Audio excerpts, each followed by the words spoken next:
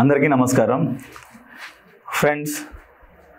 మనకి ఇటీవల group 2, group 3 మరియు గ్రూప్ 1కి సంబంధించినటువంటి మనకి జనరల్ ర్యాంకింగ్ లిస్ట్ ఇవ్వడం జరిగింది. తర్వాత మనకి నెక్స్ట్ నోటిఫికేషన్లు ఎప్పుడు అనేది మనకి వివిధ దినపత్రికలలో రెగ్యులర్గా ఏదో ఒక వార్త కంపల్సరీగా మనకు వస్తుంది. అయితే నా ఎక్స్పెక్టేషన్ ప్రకారము కంపల్సరీగా జూన్ జూలైలో నోటిఫికేషన్లు కంపల్సరీగా వస్తాయి. అందులో ముఖ్యంగా గ్రూప్ 2 నోటిఫికేషన్ అయితే కంపల్సరీగా మనకు వచ్చే అవకాశం 100% ఉంది.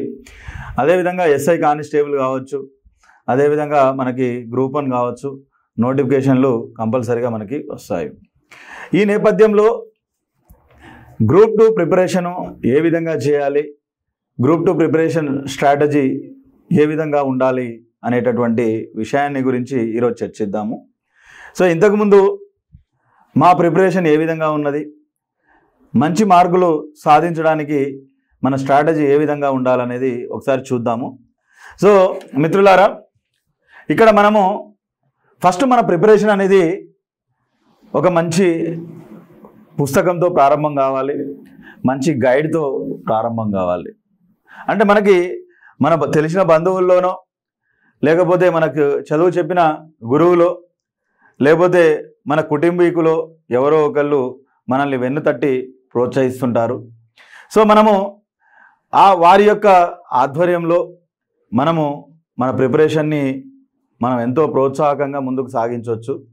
సో ఇక్కడ మనం ఈరోజు మన ప్రిపరేషన్ స్ట్రాటజీ అనేది ఏ విధంగా ఉండాలి, మన నోట్స్ మేకింగ్ ఏ విధంగా చేసుకోవాలి అనేది మనము ఒకసారి ఈరోజు మాట్లాడుకుందాము.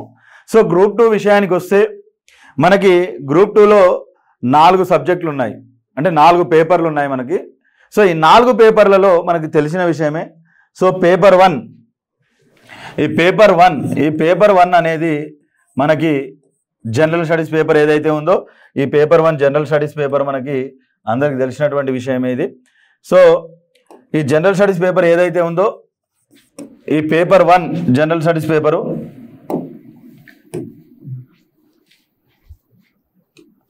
సో ఫస్ట్ పేపర్ 1 మనకి జనరల్ స్టడీస్ పేపరు జిఎస్, ఇది పేపర్ 1. ఈ పేపర్ 1లో మనకి సుమారు మనకి మొత్తం 13 టాపిక్లు ఉన్నాయండి. అంటే 13 అంశాలు మనకి ఇందులో ఉన్నాయి. సో ఈ 13 అంశాలు ఉన్నాయి. ఈ 13 అంశాలలో మనకి యావరేజ్గా ఒక్కొక్క అంశం నుంచి 10 నుంచి 15 మార్కులు వస్తాయి. సో ఈ జనరల్ స్టడీస్ పేపర్ మనకి 150 మార్కులకు సంబంధించినటువంటి పేపరు. ఇది మనకి పేపర్ 1కి సంబంధించి. సో ఇందులో మీకు చెప్తాను నేను. తర్వాత పేపర్ 2, ఈ పేపర్ 2కి సంబంధించి మనకి ఇందులో ఉన్నటువంటి సబ్జెక్టులు ఒకసారి చూస్తే మనకి ఇందులో ఒకటి Indian history and Telangana history రెండు కలిపి మనకి 50 మార్కులకు వస్తుంది.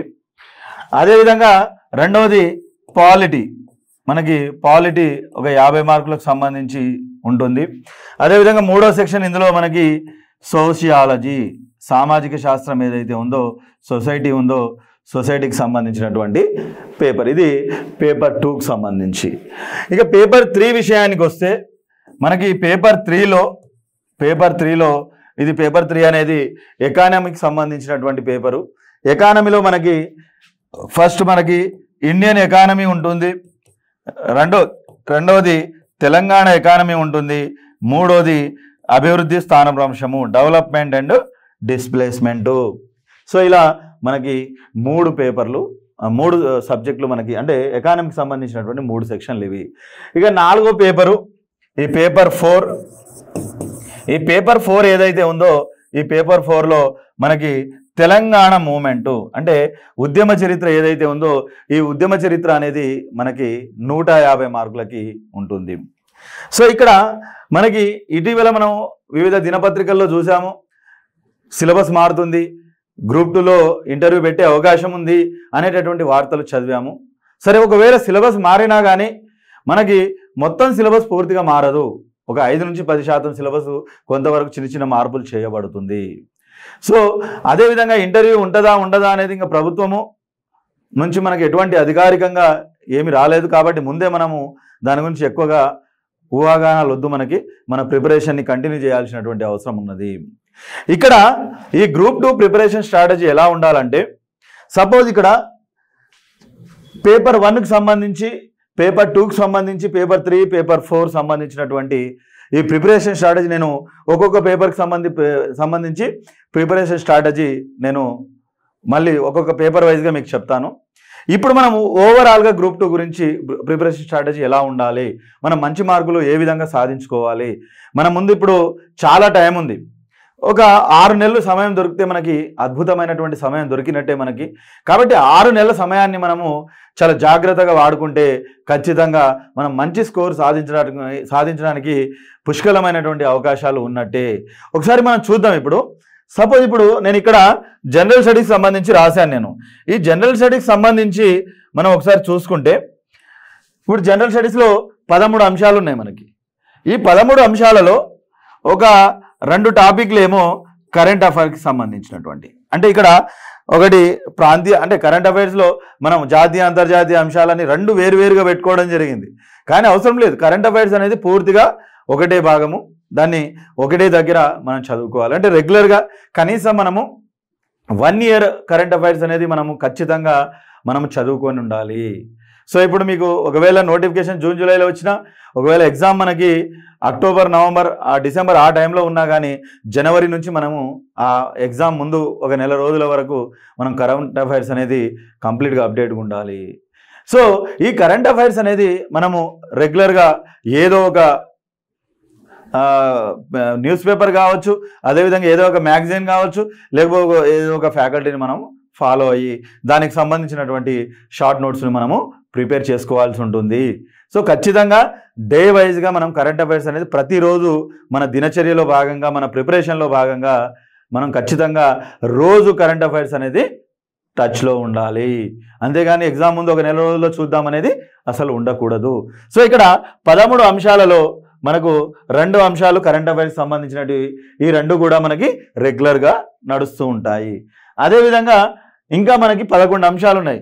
11 అంశాలలో ఇంకొక అంశం ఏంటంటే మనకి రీజనింగ్.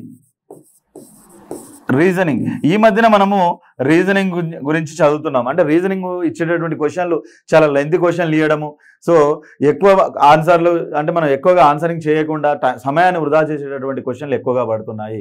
కాబట్టి మనకు ప్రాక్టీస్ చాలా ఎక్కువగా అవసరం. కాబట్టి డైలీ మన ప్రిపరేషన్లో రీజనింగ్ కూడా ఒక స్లాట్ ఉండాలి. రెగ్యులర్గా మనం రీజనింగ్, కరెంట్ అఫైర్స్ అనేది రెగ్యులర్గా ప్రాక్టీస్లో ఉండాలి. రెగ్యులర్గా మనం వీటికి సంబంధించి ప్రిపరేషన్ మనము కొనసాగించాలి.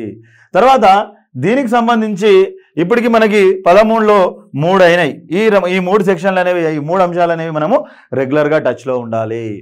ఇక మిగతా విషయానికి వస్తే మనము ఇప్పుడు సపోజ్ ఈ పేపర్ 1కి సంబంధించి ఇందులో ఇండియన్ హిస్టరీ ఉంటుంది, తెలంగాణ హిస్టరీ ఉంటుంది, అదేవిధంగా సోషియాలజీ ఉంటుంది. అంటే దాదాపుగా అంటే ఈ 3 అంశాలు మనం ప్రిపరేషన్ కంటిన్యూ చేసుకుంటూ మీరు ఇందులో చూసుకోవాల్సింది ఏంటంటే ఎస్ఎన్టీ ఒకటి, అదేవిధంగా జాగ్రఫీ ఒకటి, ఈ 2 మీరు ప్రత్యేకంగా చదువుకోవాలి. అంటే జనరల్ స్టడీస్కి సంబంధించి దానికి ఒక స్లాట్ పెట్టుకుని తర్వాత మీరు చదువుకోవచ్చు. అంతేగాని మీరు జనరల్ స్టడీస్ కోసమే మొత్తం సమయాన్ని మీరు వృధా చేసుకోవద్దు. ఎందుకు అంటే జనరల్ స్టడీస్ అంటేనే మనకు అన్ని పేపర్ల సమ్మేళనము. అంటే ఈ 4 పేపర్లలో ఉన్నటువంటి అంశాలను ఒక దగ్గర పెడితేనే జనరల్ స్టడీస్. సో మీరు జనరల్ స్టడీస్లో ముఖ్యంగా కరెంట్ అఫైర్స్, రీజనింగ్కి ముఖ్యంగా ప్రియారిటీ ఇవ్వాలి. మిగతా ఏవైతే ఉన్నాయో ఇప్పుడు జనరల్ స్టడీస్ సంబంధించి మనకి ఏమేమి ఉన్నాయి, సపోజ్ ఇప్పుడు కరెంట్ అఫైర్స్ 2 అంశాలు అనుకున్నాం, రీజనింగ్ అనుకున్నాం, అదేవిధంగా ఒకటి ఇంగ్లీష్. ఈ 3 మనకి, ఈ 4 మనకి స్పెషల్గా ఉంటాయి. ఇక 9 చూసుకుంటే మనకి ఒకటి విపత్తు నిర్వహణ, అదేవిధంగా పర్యావరణ సమస్యలు మనం ఎస్ఎన్టీలో భాగంగా చదువుకుంటాం. విపత్తు నిర్వహణ అనేది జాగ్రఫీలో భాగంగా మనం అక్కడ చదువుకోవచ్చు. దాన్ని సపరేట్గా మనం చదవాల్సిన అవసరము లేదు. అదేవిధంగా భారతదేశ ఆర్థిక వ్యవస్థ మరియు సామాజిక అభివృద్ధి, సో భారత ఆర్థిక వ్యవస్థ గురించి మనము ఇక్కడ ఎకానమీలో మనము ఇక్కడ చదువుతున్నాము. అదేవిధంగా మనము జాగ్రఫీ సపరేట్గా మనం చదువుతున్నాము. తర్వాత భారతదేశ చరిత్ర సంస్కృతి వారసత్వము, భారతదేశ చరిత్ర సంస్కృతి మనము సెకండ్ పేపర్లో చదువుతున్నాము. అదేవిధంగా భారత రాజ్యాంగము అంటే పాలిటీ కూడా మనము సెకండ్ పేపర్లో చదువుతున్నాము. అదేవిధంగా భారతదేశంలో పరిపాలన మరియు ప్రభుత్వ విధానాలు, ఆ ప్రభుత్వ విధానాలు ఏ విధంగా ఉన్నాయి అనేది మనము, అదేవిధంగా తెలంగాణ రాష్ట్ర విధానాలు అంటే స్కీమ్స్. ఇక్కడ చూడండి, కేంద్ర రాష్ట్ర ప్రభుత్వ విధానాలలో 2 సెక్షన్లు ఉన్నాయి. సో ఇక్కడ మనము కేంద్ర రాష్ట్ర ప్రభుత్వ విధానాలు అనేవి మనము కరెంట్ అఫైర్స్లో భాగంగా చదువుకుంటాము. అదేవిధంగా మనము సోషియాలజీలో సంక్షేమ యంత్రాంగం ఉంది, అక్కడ చదువుకుంటాము. సో ఇక్కడ మనకు రకరకాలుగా కవర్ అవుతుంది కాబట్టి మనం ఎక్కడో ఒక దగ్గర వాటికి సంబంధించినటువంటిది కేంద్ర రాష్ట్ర ప్రభుత్వ విధానాలకు సంబంధించి ఒక 10-15 పేజీల్లో షార్ట్ నోట్స్ రాసుకోవాలి. అదేవిధంగా రాష్ట్ర పథకాలకు సంబంధించి ఒక దగ్గర మనము నోట్సులు రాసుకోవాల్సి ఉంటుంది. అదేవిధంగా అంటే ఇది కూడా మనం ప్రత్యేకంగా చదవాల్సిన అవసరం లేదు. తర్వాత సామాజిక వర్ణన, సోషల్ ఎక్స్క్లూజివ్. ఈ సోషల్ ఎక్స్క్లూజివ్ ఏదైతే ఉందో అది మనము సెకండ్ పేపర్లో సోషియాలజీలో ఒక అంశమే. సో ఫ్రెండ్స్, ఇక్కడ జనరల్ స్టడీస్ పేపర్ విషయానికి వస్తే మనము దాదాపుగా కరెంట్ అఫైర్స్ రెగ్యులర్గా ఫాలో కావాలి, రీజనింగ్ ఫాలో కావాలి. ఒక జాగ్రఫీ, ఎస్ఎన్టీ, ఇంగ్లీషు ఈ మూడిటికి ఒక స్పెషల్గా మీరు ప్రత్యేకంగా ఒక స్లాట్ చూసుకొని దానికి సంబంధించి ప్రిపరేషన్ ఉండాలి. మిగతా జనరల్ స్టడీస్ అంతా మీరు ఈ సెకండ్ పేపరు అదేవిధంగా థర్డ్ పేపర్కి సంబంధించి ఉంటుంది. కాబట్టి ఇక్కడ మనకి జనరల్ స్టడీస్ అనే పేపర్ అని మనము ఎక్కడ కూడా మనము ప్రత్యేకంగా చదవాల్సిన అవసరము లేదు. ఇక మన ప్రిపరేషన్ ఎట్లుండాలంటే ఫస్ట్ మనం ఏ పేపర్ తోటి స్టార్ట్ చేసుకోవాలి. ఇక్కడ ప్రతిరోజు మనము కరెంట్ అఫైర్స్, రీజనింగ్ అనేది కనీసం రోజుకో గంట కరెంట్ అఫైర్స్, రోజుకో గంట మనం రీజనింగ్ పెట్టుకుంటే మనం రోజుకు ఒక 10 గంటలు చదువుతున్నాం అనుకుంటే ఒక 2 అవర్స్ దానికి పోతుంది. తర్వాత 8 గంటలు ఏదైతే ఉందో రోజులో, ఒక 8 గంటల్లో ఫస్ట్ మీరు ఎక్కడి నుంచి, ఉద్యమ చరిత్ర నుంచి స్టార్ట్ చేయండి. ఎందుకు ఉద్యమ చరిత్ర నుంచి స్టార్ట్ చేయాలంటే ఆల్రెడీ మీరు చాలా చదివి ఉన్నారు. అదేవిధంగా మీరు ఆల్రెడీ ఇంతకుముందు ఎగ్జామ్ రాసిన వాళ్ళు ఉంటారు, కొంతమంది ఫ్రెషర్స్ ఉంటారు. ఒక పేపర్ అయిపోయింది అనేటటువంటి ఒక కాన్ఫిడెన్స్ మీకు బిల్డప్ అవుతుంది. కాబట్టి దయచేసి ఫస్ట్ మనము పేపర్ 1 నుంచి స్టార్ట్ చేయాలి, పేపర్ 4 నుంచి స్టార్ట్ చేయాలి. పేపర్ 4తో పాటు ఆల్టర్నేట్గా మనకి పేపర్ 1కి సంబంధించినటువంటి అంశాలు కూడా మనకి రెగ్యులర్గా కంటిన్యూ అవుతుంటాయి. ఇప్పుడు మూమెంట్కి సంబంధించి మనము ఏ పుస్తకం తీసుకున్నా మనకు 600-700 పేజీలు ఉంటుంది. మనం ఏం చేయాలంటే ప్రతి పేపర్కి సంబంధించి, ప్రతి టాపిక్ సంబంధించి చిన్న టేబుల్స్ చేసుకోవడము, లేకపోతే చిన్న షార్ట్ నోట్స్ రాసుకోవడము. అంటే మనకి ఇక్కడ మీరు 600 పేజీల మూమెంట్ బుక్ చదివితే ఒక 50 పేజీల్లో 100 పేజీల్లోనే మీకు మూమెంట్ షార్ట్ నోట్స్ క్విక్ రివిజన్కి మనము తయారు చేసుకోవాలి. అంటే ఇక్కడ మీ ప్రిపరేషన్ స్ట్రాటజీతో పాటు షార్ట్ నోట్స్ మేకింగ్ అనేది కూడా మనకు చాలా ఇంపార్టెంట్, అంటే చాలా ప్రాధాన్యతను మనకు సంతరించుకుంది. షార్ట్ నోట్స్ ఎప్పుడైతే ఉంటాయో ఎగ్జామ్ ముందు మనకు టెన్షన్ ఉండదు. ఎందుకంటే ఎన్నిసార్లు అంటే ఒకటే రోజు 4 పేపర్లు రివిజన్ చేసేటటువంటి అవకాశాన్ని మనము ఉంటుంది మనకి. లేకపోతే ఏమైందంటే లాస్ట్ మూమెంట్లో రివిజన్ కాలేదనుకోండి, మనలో ఒక రకమైనటువంటి ఇన్ఫీరియారిటీ కాంప్లెక్స్ ఉంటుంది. మనము రివిజన్ కాలేదు, నేను సరిగా చదవలేదు అన్నటువంటి ఫీలింగ్ ఖచ్చితంగా ఉంటుంది. కాబట్టి ఖచ్చితంగా మీరు షార్ట్ నోట్స్ మీరు ప్రిపేర్ చేసుకుంటేనే అద్భుతంగా ఉంటుంది. మనం తర్వాత ఒక వీడియోలో మళ్ళీ షార్ట్ నోట్స్ ఏ విధంగా తయారు చేసుకోవాలనే దాని గురించి మీకు చెప్తాను. బుక్లో ఉన్నది యాజ్ ఇట్ ఈస్గా మొత్తం రాయకుండా ఏవైతే మన కీ పాయింట్స్ ఉంటాయో ఆ కీ పాయింట్స్ రాసుకొని దానికి సంబంధించినటువంటి ఇంపార్టెంట్ డేటా ఏదైతే ఉందో దాన్ని మనము రాసుకోవాలి. అంతేగాని ఆ టెక్స్ట్ బుక్లో ఉన్నదంతా మనం దీంట్లో రాసుకోవద్దు. చిన్న టేబుల్స్ చేసుకోవడము, సో కంపారిజన్ టేబుల్స్ చేసుకోవడము, సో అలాంటివి మనము చేసుకుంటే మీకు బాగా గుర్తుంటుంది. సో మన ప్రిపరేషన్ ఫస్ట్ ఎక్కడి నుంచి స్టార్ట్ అయింది, పేపర్ 4 నుంచి స్టార్ట్ అవుతుంది. సో దాంతోపాటు ఆల్టర్నేట్గా మీరు పేపర్ 1కి సంబంధించి కరెంట్ అఫైర్స్ మరియు రీజనింగ్ అనేది దాంతోపాటు ప్యారలల్గా మీకు అవుతుంది. ఇలా మనం చదివిన తర్వాత 8 అవర్స్ మీకు మిగులుతుంది కదా. ఈ 8 అవర్స్లో ఒక 4 గంటలు మీరు కొత్త టాపిక్ చదవడానికి కేటాయించండి, మిగతా 4 గంటలు రివిజన్ చేయండి. మీరు ఎన్నిసార్లు రివిజన్ చేస్తారో మీకు అంత మంచిగా కలెక్టివ్గా అంటే క్విక్ క్విక్గా మనకి ఆన్సర్ గుర్తొస్తుంది. మీరు రివిజన్ ఎక్కువ చేయలేదనుకోండి, మనకి తొందరగా ఆన్సర్లు మన మైండ్కి తొందరగా స్ట్రైక్ కాదు. ఎగ్జామ్ హాల్లో మనము తొందరగా ఆన్సర్ చేయలేము. కాబట్టి దయచేసి మీరు ఎక్కువ రివిజన్కి కూడా మనము ఒక స్లాట్ బుక్ పెట్టుకోవాలి. ఆ స్లాట్లో మనం ఖచ్చితంగా ఇంతకుముందు చదివినటువంటి సిలబస్ని రివిజన్ చేయడానికి మనము వాడుకోవాలి. ఇది మనకు పేపర్ 4 ఫస్ట్.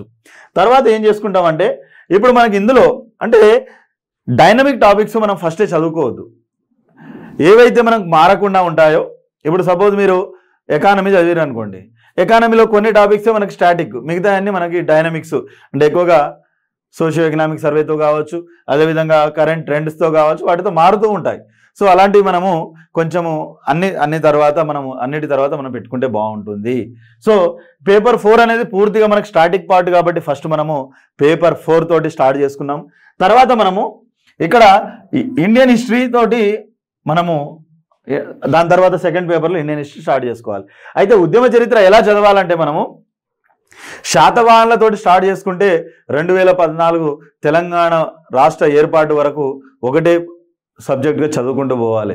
అంటే కానీ మూమెంట్ వేరు, తెలంగాణ చరిత్ర వేరుగా చదవకూడదు. అంటే తెలంగాణ హిస్టరీతో పాటు మనకి మూమెంట్ అనేది పెట్టుకోవాలి. అంటే కంటిన్యూగా మనం ఇదొక 150 మార్కులు, ఇదొక 25, మళ్ళీ మనకి ఇక్కడ జనరల్ స్టడీస్లో కొంత మనకి కవర్ అవుతుంది కాబట్టి మొత్తం 200 మార్కులకు సంబంధించి తెలంగాణ చరిత్ర మరియు ఉద్యమ చరిత్రకు సంబంధించి అంశాలు ఉంటాయి. కాబట్టి మీకున్నటువంటి 600 మార్కుల్లో 1/3 తెలంగాణ చరిత్ర మరియు ఉద్యమానికి సంబంధించింది. కాబట్టి ఫస్ట్ ప్రియారిటీ మీకు స్కోరింగ్ టాపిక్ ఏదైతే ఉందో తెలంగాణ చరిత్రకి ఇవ్వాలి. దాని తర్వాత మనము ఇండియన్ హిస్టరీ ఇచ్చుకోవచ్చు. తర్వాత మీరు పాలిటీ కానీ అదేవిధంగా సోషియాలజీ కానీ మీరు ఇచ్చుకోవచ్చు. ఇవన్నీ చదువుకుంటూ ఏం చేయాలంటే ఒక 50 పేజీల్లో, ఇప్పుడు సపోజ్ పాలిటీ ఉందనుకోండి, రాజ్యాంగ సవరణలన్నీ ఒక దగ్గర రాసుకోవడము, కమిటీలన్నీ ఒక దగ్గర రాసుకోవడము, అదేవిధంగా మనకి ఏవైతే సుప్రీంకోర్టు తీర్పులు ఉన్నాయో ఒక దగ్గర రాసుకోవడము, ఇలా మనం చేసుకుంటే కంపారిజన్ ఈజీగా క్విక్ రివిజన్కి ఉపయోగపడుతుంది. అదేవిధంగా ఇప్పుడు సపోజ్ ఒక సైడ్ కేంద్ర ప్రభుత్వము, ఒక సైడ్ రాష్ట్ర ప్రభుత్వము, సో ఇలా రాసుకుంటూ పోతే ఏ అధికరణలు మన కేంద్ర రాష్ట్ర ప్రభుత్వాలకు డిఫరెన్సెస్, అందులో ఉన్నటువంటి శాసన శాఖలకు సంబంధించి పార్లమెంట్ కావచ్చు, ఇక్కడ శాసనసభలు కావచ్చు, వాటికి సంబంధించిన కంపారిజన్ మనకి ఈజీగా తెలుస్తుంది. అదేవిధంగా స్థానిక స్వపరిపాలన సంస్థలు, అక్కడికి వెళ్ళామనుకోండి, అక్కడ మనకి ఈ పంచాయతీరాజ్ వ్యవస్థ, అదేవిధంగా మున్సిపల్ వ్యవస్థ, ఈ రెండుకి సంబంధించినటువంటి అంటే గ్రామీణ పట్టణకు సంబంధించినటువంటి సంస్థలకు సంబంధించి కంపారిజన్ రాసుకోవాలి. సో ఇలా అదేవిధంగా మనకు అక్కడికి వెళ్తే రాజ్యాంగబద్ధ సంస్థలు, రాజ్యాంగబద్ధం కాని సంస్థలు, చట్టబద్ధ సంస్థలు, రాజ్యాంగబద్ధం మరియు చట్టబద్ధం కాని సంస్థలు అన్నీ ఒకటే దగ్గర రాసుకుంటే క్విక్ రివిజన్కి సంబంధించి చిన్న చిన్న టేబుల్స్ వేసుకోవాలి. ఇలా మనకి పాలిటీ అనేది ఒక 50 పేజీల్లోనే షార్ట్ నోట్స్ తయారు చేసుకోవాలి. అదేవిధంగా ఇండియన్ హిస్టరీకి సంబంధించి, సోషియాలజీకి సంబంధించినటువంటి షార్ట్ నోట్స్లు మనము తయారు చేసుకోవాలి. ఈ విధంగా మనకు చూడండి, ఒకసారి మీరు పేపర్ 4 అయిపోయింది, పేపర్ 2 అయిపోయింది. ఒక్కసారి మీరు చూస్తే ఎప్పుడైతే ఈ 2 పేపర్లు అయిపోయినాయో, అంటే పేపర్ 4, పేపర్ 2 అయిపోయింది అనుకోండి, మనకి ఇక మిగిలింది ఒకటే. పేపర్ 1లో మనం ఏమేం చదవాల్సి ఉంటుంది? ఎస్ఎన్టీ చదవాలి, జాగ్రఫీ చదవాలి, ఇంగ్లీష్ చదవాలి. అంటే దాదాపుగా ఈ 3 సబ్జెక్టులు అయిపోతే మనకి 3 పేపర్లు పూర్తయినట్టే. సో ఇలా మనకి ఈ 3 పేపర్లు అయిపోయిన తర్వాత ఎకానమీకి సంబంధించినటువంటి అంశాలు మనము చదువుకోవచ్చు. సో ఇలా ఇప్పుడు ఎస్ఎన్టీ అనేది మనము ఎగ్జామ్ ముందు వరకు ఏదో ఒక అప్డేట్ వస్తూనే ఉంటుందండి. సో మనకి ఇది ఇటీవల ఈ బయాలజీ, ఫిజిక్స్ నుంచి చాలా తక్కువ క్వశ్చన్లు వస్తున్నాయి, మనకి ఎస్ఎన్టీ నుంచి మ్యాక్సిమం క్వశ్చన్స్ వస్తున్నాయి. సో మనము బాగా అప్డేటెడ్గా ఉండాల్సి ఉంటుంది. అంటే ఇక్కడ మన ప్రిపరేషన్ ఏదైతే ఉందో మనకు తెలియకుండానే 3 పేపర్ల ప్రిపరేషన్ అవుతుంది. ఈ 3 పేపర్లు కాగానే ఇవన్నీ రివిజన్ చేసుకుంటూ ఎకానమీ పేపర్ని మనము స్టార్ట్ చేసుకోవాలి. ఇక్కడ నా ఉద్దేశం ప్రకారము తెలంగాణ హిస్టరీ మరియు పేపర్ 4 ఉద్యమ చరిత్ర ఏదైతే ఉందో ఇది మీరు ఒక 1 మంత్ టైంలో మీరు మీ ప్రిపరేషన్ ఒక 1 మంత్ ప్లాన్ మీరు వేసుకోండి. 1 మంత్ ఓకేనా. అదేవిధంగా మనకి తెలంగాణ హిస్టరీ మరియు మూవ్మెంట్ ఒక 1 మంత్ పెట్టుకొని ఆ 1 మంత్లో మీరు ఆ సిలబస్ని కంప్లీట్ చేసుకోండి. తర్వాత మీరు ఇండియన్ హిస్టరీ ఉంది, ఇండియన్ హిస్టరీకి సంబంధించి మీరు ఒక 15 to 20 డేస్ పెట్టుకోండి. అంటే సపోజ్ లేకపోతే 1 మంత్ పెట్టుకున్నా మీకు ఇబ్బంది ఏం లేదు. ఇప్పుడు నుంచి చాలా టైం ఉంది మీకు. సో ప్రాచీన భారతదేశ చరిత్రకు ఒక వారం రోజులు, మధ్యయుగ భారతదేశ చరిత్ర ఒక వారము, మోడర్న్ హిస్టరీకి ఒక వారం 10 రోజులు పెట్టుకోండి. ఇలా మీకు ఒక 20 డేస్ వరకు మీకు ఇండియన్ హిస్టరీ పడుతుంది. అదేవిధంగా పాలిటీ కూడా ఒక 20 డేస్లో మీకు కంప్లీట్ అవుతుంది. ఇక్కడ మీరు ఎక్కువ టైం ఇచ్చుకున్నా పర్లేదు. ఎందుకు అంటే ఇక్కడ ఈ పేపర్ 2 ఏదైతే ఉందో మీకు పేపర్ 1లో చాలా కవర్ అవుతుంది. అంటే మీకు 2 పేపర్లు కవర్ అవుతుంది. నా ఉద్దేశ ప్రకారము 4 పేపర్లకి 4 నెలలు అనుకుంటే ఇక్కడ మీకు ఒక పేపర్ అనేది ఇక్కడనే కవర్ అయిపోతుంది. కాబట్టి మీరు ఇండియన్ హిస్టరీ, పాలిటీ లాంటి సబ్జెక్టులకి మనకి ఎక్కువ టైం పడుతుంది. కొంచెం మీరు ఒక 20 డేస్ మీరు పెట్టుకోవచ్చు, ఇబ్బంది ఏం లేదు. దానికి సంబంధించినటువంటి షార్ట్ నోట్స్ మీరు రాసుకోవాలి. ఎందుకంటే మనం మార్కెట్లో ఏ పాలిటీ బుక్ చూసినా 1200 పేజీలు 1000 పేజీలు ఉన్నాయి. రేపు క్విక్ రివిజన్కి మనం ఏవి గుర్తుంచుకోవాలనేటటువంటి అంశాలు మనకి తొందరగా రివిజన్ చేయడానికి అవకాశం ఉంటుంది. కాబట్టి షార్ట్ నోట్స్ కంపల్సరీ రాసుకోవాలి. తర్వాత సోషియాలజీ ఉంది. సోషియాలజీ సంక్షేమ యంత్రాంగము మనం పాలిటీలో చదువుతాం, వివిధ స్కీమ్స్లలో చదువుతాము, చాలా కవర్ అయిపోతుంది మనకి. సో ఈ సోషియాలజీ, పాలిటీ ఒకదాని ఒకటి పెట్టుకుంటే మీకు చాలా ఈజీగా ఉంటుంది. ఎందుకంటే దాదాపు 2 ఒకదానితోటి ఒకటి ఇంటర్లింక్ అయి ఉంటాయి. కాబట్టి పాలిటీ, సోషియాలజీ అనేది ఒకదాని తర్వాత ఒకటి పెట్టుకుంటే మీకు చాలా ఈజీగా మీకు ఆ సబ్జెక్ట్ని మీరు కంప్లీట్ చేసుకోవచ్చు. అంటే ఈ సెకండ్ పేపర్ ఏదైతే ఉందో ఇది ఒక 2 నెలలు. అంటే ఇప్పుడు పేపర్ 4కి ఒక నెల పట్టింది. అదేవిధంగా పేపర్ 2కి సంబంధించి ఒక 2 మంత్స్ అనుకుందాం. సో 2 మంత్స్ అంటే ఇప్పటికి 3 మంత్స్ అయింది. 3 మంత్స్లో మనకి 3 పేపర్లు కంప్లీట్ అయినాయి యావరేజ్గా తీసుకుంటే. ఎందుకంటే ఈ పేపర్ 2కి సంబంధించినటువంటి అంశాలు ఏవైతే ఉన్నాయో ఇవి మనకి పేపర్ 1లో కవర్ అవుతున్నాయి కాబట్టి. సో 3 నెలల్లో మనకి 3 పేపర్లు అయిపోయినాయి.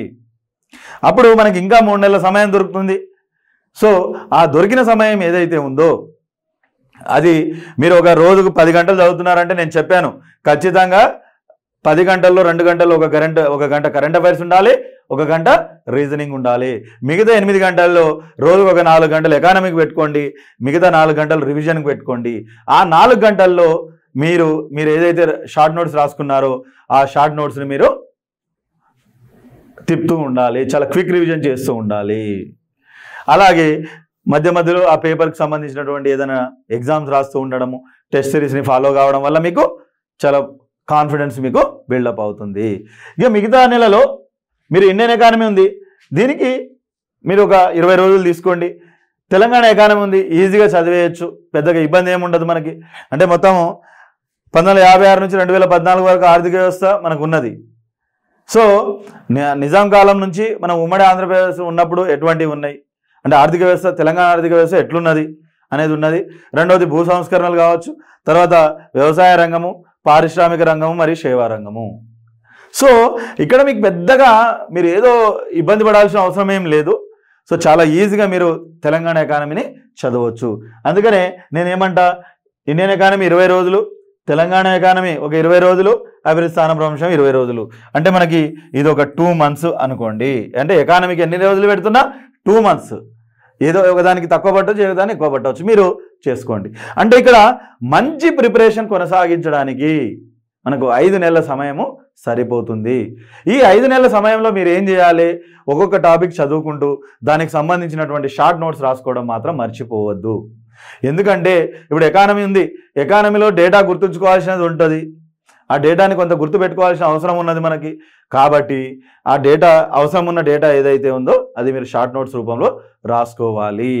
అప్పుడే మీకు ఈజీగా 1కి 100 సార్లు మనం చదవచ్చు. మీరు గ్రూప్ 2కి సంబంధించి ఒకటే గుర్తుపెట్టుకోండి, గ్రూప్ 1కి ఎట్లయితే ఆన్సర్ రైటింగ్ అంటారో గ్రూప్ 2కి ఎక్కువ సార్లు రివిజన్ కావాలి. రివిజన్ కావాలంటే మనకి కంపల్సరీగా మన దగ్గర అన్ని షార్ట్ నోట్స్లు ఉండాలి. నేను ఎగ్జామ్ వరకు 6 నెలల సమయం దొరుకుతుంది అనుకుంటే ఈ రోజు నుంచి ఒక 5 నెలల్లో మీ ప్రిపరేషన్ కంప్లీట్గా పూర్తయితే లాస్ట్ 1 మంత్ కూర్చొని, అప్పుడు ఆ లాస్ట్ 1 మంత్లో మీరు ఎటువంటి టెస్ట్ సిరీస్లు కానీ ఎటువంటి బయట ఎగ్జామ్లు రాయడం కానీ చేయకూడదు. ఆ 1 మంత్ కేవలం మీరు మీ ఇంట్లో కూర్చొని లేకపోతే మీ రూమ్లో కూర్చొని మీరు జస్ట్ రివిజన్ చేసుకుంటూ ఉండాలి. మీరు లాస్ట్ మూమెంట్లో లాస్ట్ రోజు వరకు కూడా టెస్ట్ సిరీస్లు రాస్తే ఏమవుతుందంటే ఒకవేళ మీరు సరిగా స్కోర్ చేయకపోతే మీ మీద నెగిటివ్ ఇంపాక్ట్ పడేటటువంటి అవకాశం ఉంది. అదేవిధంగా లాస్ట్ నెల రోజులు చాలా విలువైనటువంటి సమయం కాబట్టి మీ సమయాన్ని మీరు వృధా చేసుకోవద్దు. సో లాస్ట్ 1 మంత్ కేవలం మనము టెస్ట్ సిరీస్లు రాయకుండా లేకపోతే ఎక్కడో పోయి మనం అనవసరంగా సమయాన్ని వృధా చేసుకోకుండా కేవలము రివిజన్ మీదనే మనము దృష్టి పెట్టాలి. సో ఫ్రెండ్స్, ఇది మనకి గ్రూప్ 2కి సంబంధించినటువంటి ప్రిపరేషన్ స్ట్రాటజీ. మీరు ఒక చక్కటి ప్రణాళికతోటి ఒక ప్లాన్ చేసుకొని ఆ ప్రణాళికను ఖచ్చితంగా ప్రతిరోజు మనము క్రమం తప్పకుండా ఫాలో కావాలి. అలా ఫాలో అయిన వాళ్ళు ఖచ్చితంగా మంచి స్కోర్ చేసుకుంటారు. ఖచ్చితంగా మనము 400+ టార్గెట్ తోటి మనము ముందుకు సాగాలి. ఖచ్చితంగా 400 పైగా మార్కులు మనము సాధించాలి. సో ఇంతకుముందు కూడా నేను చాలా సందర్భాల్లో చెప్పాను. సో పేపర్ స్కోరింగ్ ఎలా ఉంటుందనే విషయము. సో మీరు 600కు 600 మార్కులు తెచ్చుకోవాలనేటటువంటి లక్ష్యంతో ఎప్పుడూ ముందుకు వెళ్ళకూడదు. ఓకేనా? సో ఒక పేపర్ స్థాయిని బట్టి 60 నుంచి 80, అంటే పేపర్ డెడ్ ఈజీ ఉంటే 80%, కానీ పేపర్ టఫ్ ఉంటే మనం చూసాం, మనము 440 చిల్లర మనకి స్టేట్ ఫస్ట్ ర్యాంక్ ఉన్నది. సో ఇక్కడ మనం గుర్తుపెట్టుకోవాల్సిన అంశం ఏంటంటే 600 మార్కులు నా స్ట్రాటజీ కాదు. మంచి స్కోరు 400+ స్కోరింగ్ రావాలి. ఆ 400+ స్కోర్ తోటి మనకు టాప్ మోస్ట్ పోస్టు, మనకి ఏ పోస్ట్ అయినా వచ్చేటటువంటి స్కోరింగ్ మనం సాధించుకోవడానికి ఇది ఒక మంచి స్ట్రాటజీ. మీరు ఖచ్చితంగా ఇదే స్ట్రాటజీ తోటి మీరు కంటిన్యూ అవుతే, ఎందుకు అంటే ఇప్పుడు మీరు ఒక ప్లానింగ్ ఫస్ట్ మీరు ఇదంతా చదివారు అనుకోండి, దానివల్ల ఏం లాభం లేదు. ఇప్పుడు పేపర్ 4 చదవగానే ఓకే 150 మార్కులు నా దగ్గర ఉన్నది, నాకు ఒక పేపర్ అయిపోయింది అనేటువంటి కాన్ఫిడెన్స్ మీకు వచ్చేస్తుంది. తర్వాత మీరు పేపర్ 2కి పోయారు అనుకోండి, పేపర్ 2 కంప్లీట్ అయిపోతుంది, దాంతోపాటు పేపర్ 1లో 90% అయిపోతుంది. అంటే మీకు ఏం అవుతుంది, ఒక 90%, అంటే 3 పేపర్లు నాకు పూర్తయినాయి అనేటటువంటి కాన్ఫిడెన్స్ మీకు బిల్డప్ అవుతుంది. అదేవిధంగా ఫస్టే మీరు కొంచెం క్లిష్టతరమైనటువంటి సబ్జెక్టులు పెట్టుకుంటే మీకు మీకు అంటే మీ మైండ్ నెగిటివ్గా ఆలోచించేటటువంటి అవకాశం కూడా ఉంది. కాబట్టి మనం ఎప్పుడైనా సరే పాజిటివ్ వైబ్స్తోనే స్టార్ట్ చేయాలి. సో మిత్రులారా, మీ అందరికీ నేను రిక్వెస్ట్ చేసేది ఒకటే, సమయం ఆసన్నమైంది. మీ విలువైనటువంటి సమయాన్ని వృధా చేసుకోకండి. మనం తర్వాత ఎంత బాధపడినా మనకు రాదు, ఈ సమయం రాదు. అదేవిధంగా మన జీవితం మళ్ళీ మనకు తిరిగి రాదు. మన తల్లిదండ్రులు మన మీద పెట్టుకున్నటువంటి ఆశలు ఏవైతే ఉన్నాయో, మీ ఆశయ సాధన ఏదైతే ఉందో దానికోసము ప్రతి క్షణము పరితపించండి. సో ఈ వయసులో మనం కష్టపడకపోతే మన జీవితం అంతా కష్టపడాల్సి వస్తుంది. ఎవరి బాట పూల బాట ఏం కాదు. కష్టపడితే ఏదైనా సాధించవచ్చు. నీ వల్ల కానిదంటూ ఏది లేదు. ఖచ్చితంగా నువ్వు అనుకొని, నేను ఖచ్చితంగా ఈరోజు 8 గంటలు చదవాలి, నేను ఈరోజు టాపిక్ ఇది కంప్లీట్ చేసుకోవాలి, నేను కంపల్సరీగా ప్రతి పేపరు మంచి రివిజన్ చేసుకోవాలి, నేను మంచి స్కోర్ సాధించాలి అనేటటువంటి దృఢ సంకల్పంతో మీరు ముందుకు వెళ్ళగలిగితే ఖచ్చితంగా మీరు అనుకున్నటువంటి లక్ష్యాన్ని మీరు చేరుకుంటారు. సో మీరు అందరూ కూడా మీ జీవితాల్లో మంచి స్థాయిలో మీరు మంచి స్థాయిలో మీరు ఉండాలని, మీ మీ ఆశయ సాధనలో ఆ భగవంతుడు కూడా మీకు తోడుండాలని కోరుకుంటూ అందరికీ నేను ముందుగా ఆల్ ది బెస్ట్ చెప్తున్నాను. Thank you.